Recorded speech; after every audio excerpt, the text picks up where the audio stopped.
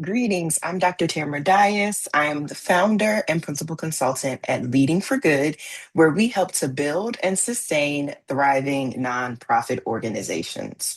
So, in my 10 plus year career in working with nonprofit organizations and supporting nonprofit leaders and their boards, one of the common frustrations or areas that I'm brought in to help with is board development. Now, typically, this usually comes either from a board president or board chair saying that we're having some tension on the board or we're having some challenges and we need some support. Or it comes from an executive director that feels frustrated with their board. So I'm actually today going to focus on the second portion of that, which is a frustrated executive director, particularly one that is new in the role. So if you are about a year in, maybe less than a year into your role as executive director or CEO at a nonprofit organization, not only are you building relationships with your funders, with your community partners, and with your staff, but you're also building relationships with your board of directors.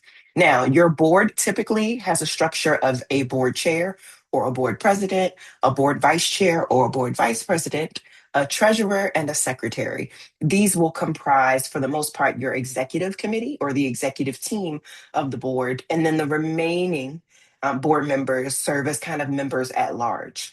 And it's typically that executive committee that the executive director has the most interaction with. The goal is to have these individuals kind of serve as the first point of contact. But at any case, the board of directors is going to serve as the governing body for the nonprofit organization. Now, when a frustrated executive director comes to me and they say, Dr. Tamara, I'm new in this role and I can already tell you that my board is causing me frustration. It usually shows up with I'm getting late night emails asking me certain things about the organization. So it's 10 o'clock, 11 o'clock at night. I'm clearly not in the office, I'm clearly unplugged, and I'm getting emails from my board about my job. There's other things that come up, such as a board may cause the executive director to second guess themselves. So by constantly asking, are you sure about this? Are you sure you're making the right decision?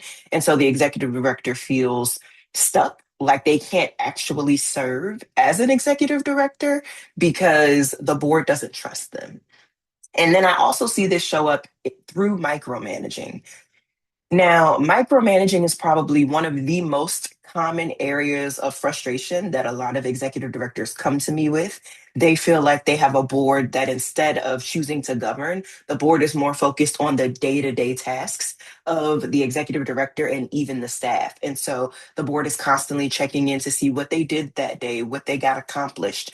Maybe if a budget was already approved, a board member is checking in about one specific line item, even though that area of the budget was already approved, they're micromanaging how the money is spent. So they're not fully allowing the executive director to serve in their role functioning as executive director. Now, what I typically like to do first after listening to a frustrated executive director is to share my perspective. And I like to shed a little light on this because I don't believe that boards are bad. I don't believe that board members as a whole join organizations with the intention to micromanage or with the intention to second guess. Because quite frankly, most boards that I've ever supported have very busy board members. They have full time jobs, families, other organizations that they're involved with. And so they already have a lot on their plate. The last thing they want to do is add more work to their plate, but they were never trained properly on how to support an executive director. So maybe they were brought onto the board because they have connections or because they have a passion for the mission, or maybe because they do have a great ability to fundraise. And so they made a great addition to the board for those skills, but they don't actually know how to support an executive director to thrive in their role. Now, this usually shows up when we see a blurred line between governance and management. It creates friction, obviously, between the executive director and the board. And when you have a board and ED that are bumping heads because of these blurred lines, I think it's actually one of the most harmful, if not the most harmful relationship you can have in a nonprofit setting. But when done appropriately, I think you have this great partnership where, yes, the executive director reports to the board. They're responsible for evaluating the executive director, making sure that the executive director is hitting certain goals and objectives. But they also share a lot of similar responsibilities where they may be working on the same things. They're all working towards the mission, but they're taking different positions. And when done well, when done correctly, when both the executive director and the board understand their roles, you have an amazing partnership that allows the board to govern, to sit back, and from this high level, focus on strategy and support. And the executive director gets to drive this work internally with the staff, be the face of the organization in the community. And together, both understand their role very well, and neither has to do the job of the other. Now, when we get into this, I like to focus on kind of redesign flaws that I see as it comes from the board's side of things. So, ideally, I'd like to believe that when boards are given the proper tools, the proper training, the proper development, they're able to show up in their role much more effectively. But just with the design of many boards, whether that's due to lack of training or just board members that maybe never have served before and may not be familiar, or boards that have said, we typically just do it this way, we've always functioned this way, and so we don't know how else to function. Three design flaws that I noticed. The first, I see boards stepping into operational decisions because no one ever told them not to. So they are checking in on the administrative assistant. They're checking in on the programs, checking in to see if the programs team is hitting certain data points when, yes, maybe from a high level they get the data, but they should not be involved in the day-to-day operations. But because no one ever said, hey, as a board member, you're not supposed to do this, they don't know any different. The second is that I see the board under supports the onboarding because they don't actually know what an executive director needs. Now, this is a great opportunity for boards to step up, and that is when you bring in a new executive director. How can you share the history of the organization? How can you talk about your strategic plan and your high level goals? And because a lot of boards aren't familiar with what an executive director needs specifically in those first 30, 60, and 90 days of the position, they don't onboard well because they maybe weren't onboarded appropriately. They then don't understand the ED role to then onboard an executive director effectively. The third design flaw that I see is that boards don't evaluate EDs appropriately because the job was not clearly defined before the executive director was hired. So you were excited to hire this executive director. They're very competent, they have great experience, but there were so many uncertainties within the position when you hired in the first place that you don't actually know how to evaluate them. So maybe 6 months into the role and a year into the role, you don't actually know how to give feedback to your executive director because the actual job description was unclear.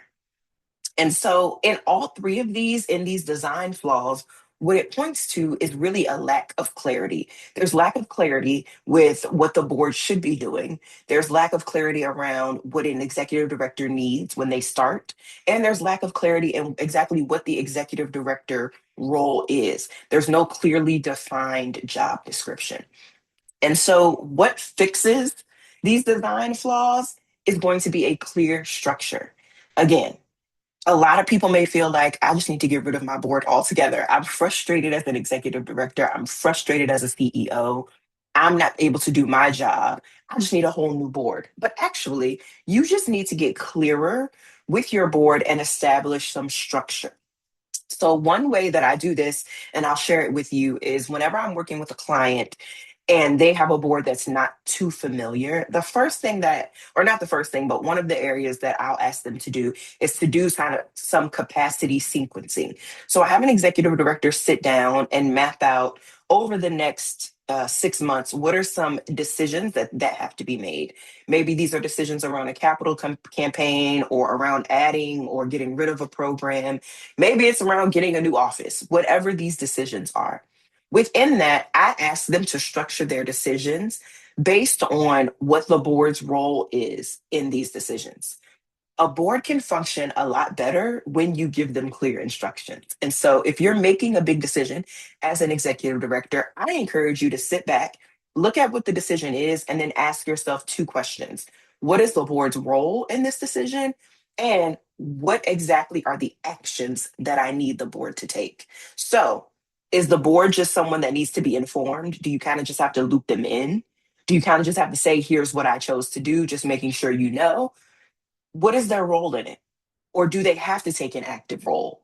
And if they do, what are the actions that they need to take? Now, boards work really well when you give them specific tasks or specific actions. Instead of just saying, hey, I need help with fundraising, get really specific. Hey, we're doing a capital campaign to hit this goal. Here is what I need each board member to do.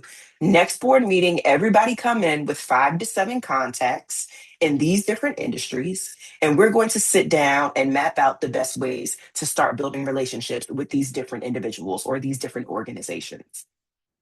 Very The board knows what their role is, they have a task, and they know what is expected of them. So the next time that you find yourself maybe frustrated as an executive director or even as a board member because there's lack of clarity, think about how maybe you can use capacity, use some clarity around capacity to unpack and get a little bit more understanding around how the board can be effective. Now, if you're an executive director and you're watching this video, I would love it if you drop a comment for me and just let me know if any of these resonated with you. Maybe you've seen them in your own journey, or feel free to comment below and let me know about maybe your own challenges. And if you're a board and you're looking for some more support around board development, I'd love to be able to support you with that. Feel free to check the description box below for more information. Thank you so much for watching, and don't forget to subscribe.